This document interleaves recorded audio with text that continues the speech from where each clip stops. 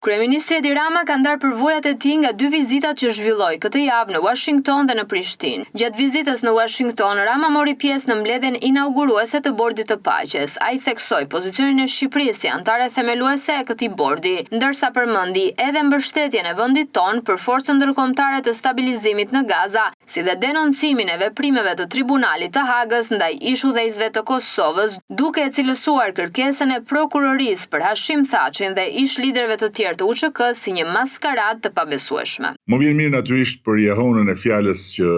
mbajta në emër të Shqipërisë,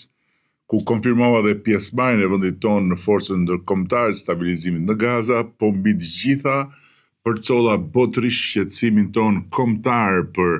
maskaradën e pabesueshme të drejtësisë ndërkombëtare në Hagë ndaj Hashim Thaqit dhe çlirimtarëve të Kosovës. Kam besim se niveli i ri i sensibilizimit lidhur me atë gjykatë deri më sot pas një standard demokratik ku akuza dështoi me turp të provonte se UÇK-ja ishte një sipërmarrje kriminale dhe u lëshua në fund e dëshpëruar me kërkesën mizore për 45 vjet burg për Hashim Thaqin dhe 3 udhëheqësit e tjerë të luftës shqiptare, do të ndikojë në përgjegjshmërinë e trupës gjykuese, e cila duhet zgjedh mes drejtësisë për Kosovën dhe turpit të njollosësve të Kosovës, pavarësisë së çlirimtarëve dhe poshtërsisë së përndjekësve të tyre, dinjitetit të një gjykate dhe vetëpërdosjes së saj përfundimtare. Gjatë vizitës në Prishtinë, Rama shprehu mbështetje për Kosovën dhe vlerësoi takimet me liderët presidenten Vjosa Osmani dhe kryeministrin Albin Kurti për përmirësimin e marrëdhënieve ndërkombëtare dhe zhvillimin e bashkëpunimeve dypalëshe. Por takimet me presidenten Vjosa Osmani dhe kryeministrin Albin Kurti ishin tejet pozitive, qoftë për nga këndvështrimi i harmonizimit të angazhimeve ndërkombëtare me Vjosën, qoftë për nga këndvështrimi i rritjes bashkëpunimeve kombëtare me Albinin. Qershia mbi tort ishte bashkëbisedimi me studentët e Universitetit Hasan Prishtina dhe me nxënësit e gjimnazit Sami Frashëri,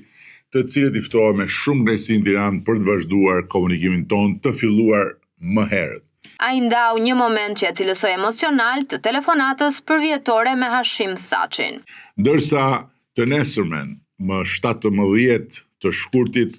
telefonata e përvitshme e urimit të pavarësisë që marrë nga Haga ishte posaçërisht emocionuese këtë herë, pas asaj çmendurie të prokurorisë speciale.